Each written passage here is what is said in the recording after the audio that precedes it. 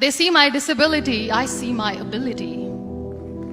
They call me disabled, I call myself differently abled. There are some incidents that happen in your life.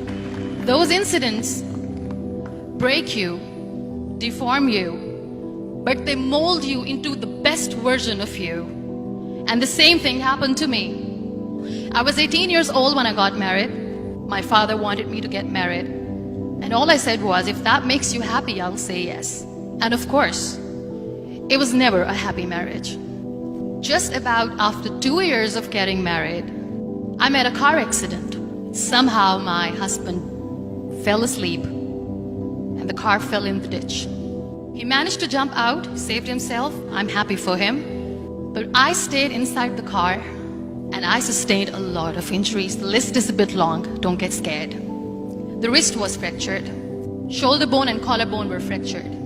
My whole rib cage got fractured. And because of the rib cage injury, lungs and liver were badly injured.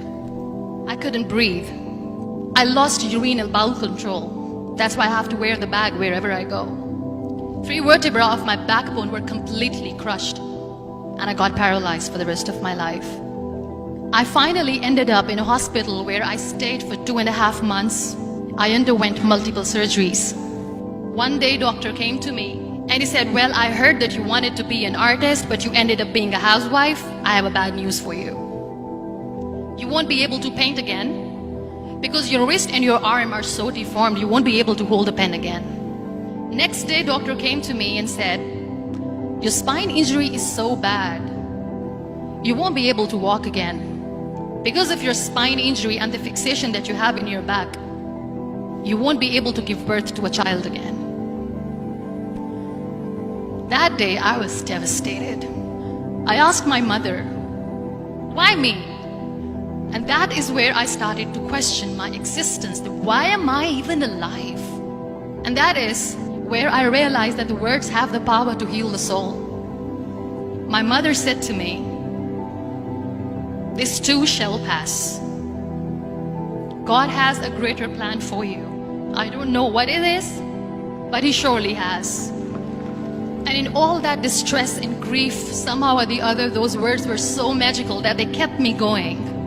One day I asked my brothers, I know I have a deformed hand, but I'm tired of looking at these white walls in the hospital and wearing these white scrubs. I'm getting tired of this. I want to add more colors to my life. I want to do something. Bring me some colors, bring me some small canvas. I want to paint.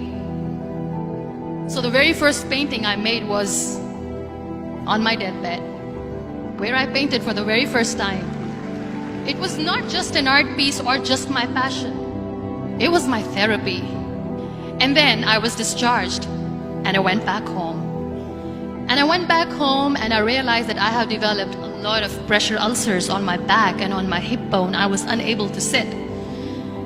There were a lot of infections in my body, a lot of allergies. So doctors wanted me to lie down on the bed straight for not 6 months, for not 1 year, for 2 years. I was bedridden, confined in that one room, looking outside the window, listening to the birds chirping, and thinking maybe there will be a time when we'll be going out with the family and enjoying the nature.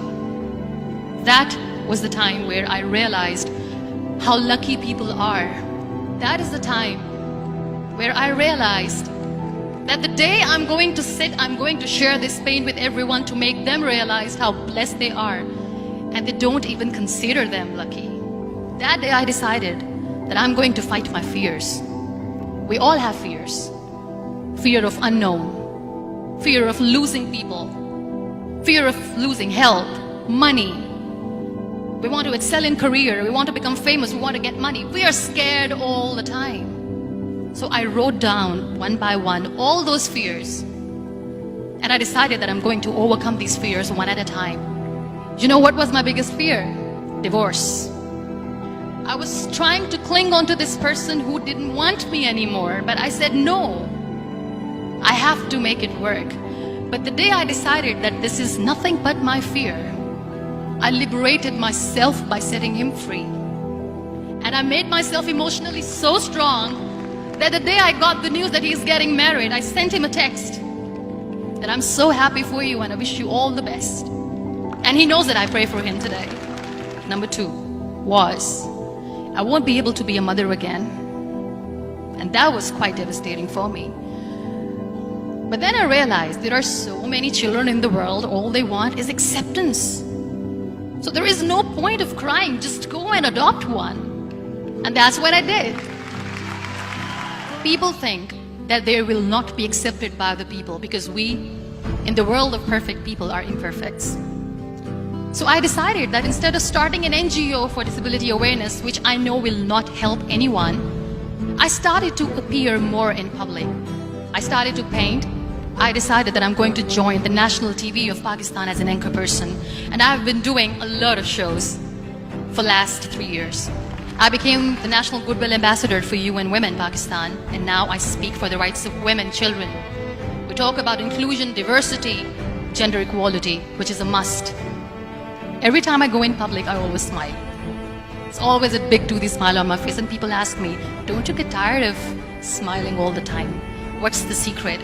I always say one thing, that I have stopped worrying about the things that I have lost, the people that I have lost.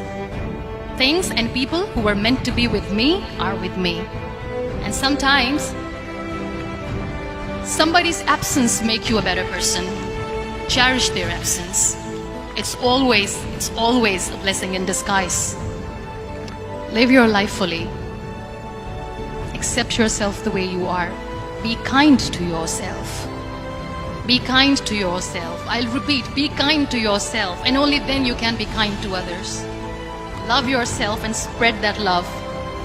Life will be hard. There will be turmoils, there will be trials, but that will only make you stronger. So when you accept yourself the way you are, the world recognizes you. It all starts from within.